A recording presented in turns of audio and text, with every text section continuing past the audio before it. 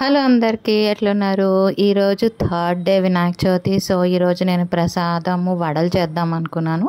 So ఈ vada recipe నేను చూపిస్తున్నాను. ఫస్ట్ మినప్పప్పు ఒక 2-3 అవర్స్ నానబెట్టిన తర్వాత మంచిగా కడుక్కొని మిక్సీ పట్టుకోవాలన్నమాట.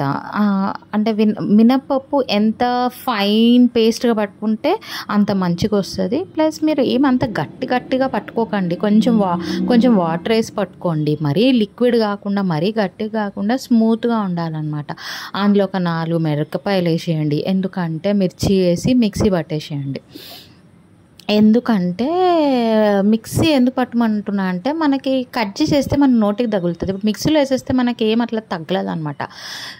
సో దాంట్లో ఉల్లిగడ్డ, కరివేపాకు, ఇంకా కొత్తిమీర, ఇంకా జీలకర్ర, ఉప్పు అవన్నీ అందులో వేసి కలపాలన్నమాట.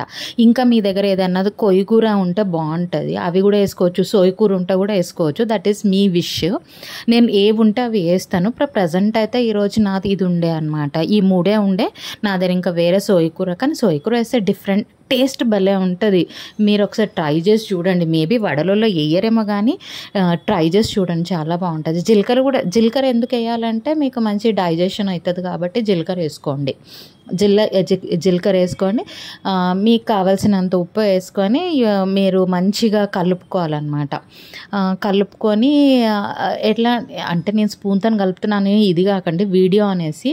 యాక్చువల్లీ దాని తర్వాత నేను చేతితోనే కలుపుకున్నాను, ఎందుకంటే స్పూన్తో కలపడం కష్టమైందనమాట. సో నెక్స్ట్ మళ్ళీ మీకు కడాయి పెట్టుకొని మంచిగా తగినంత నూనె పోసుకోండి.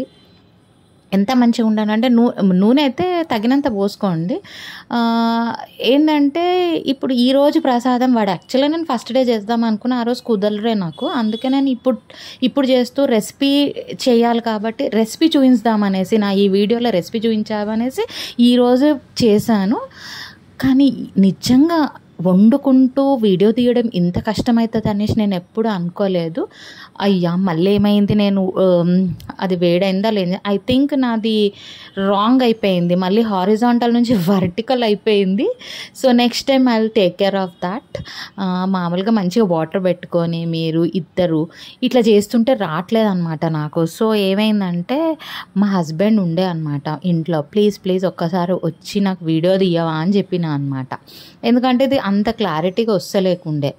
అయితే ఫస్ట్ టైం ఆయన కూడా వచ్చి ఆయన వీడియో తీస్తాను ఒప్పుకొని నాకు ఒక చిన్న క్లిప్ మాత్రం తీసిండు ఎట్లా వేయాలనేసి.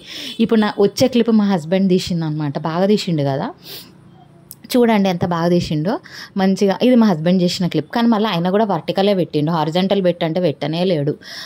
సో మామూలుగా నేనైతే వాటర్ ఎక్కువ యూజ్ చేస్తాను, ఎందుకంటే నాకు అట్లయితే కంఫర్టబుల్గా వస్తుంది అనమాట. మంచి కంఫర్టబుల్ ఉంది, అతుక్కోదనమాట. నేనైతే వాటర్ ఎక్కువ యూజ్ చేసి వేస్తాను. మంచిగా వేసి ఇంకా మీకు తెలుసు కదా, ఇంకా అదే ఎట్లా వీడియో మామూలుగా అది రెడ్గా గోల్డెన్ బ్రౌన్ మీ ఇష్టం, ఎట్లా కలర్ కావాలంటే అట్లా అంతసేపు మీరు చేసుకొని మా ప్రసాదం రెడీ.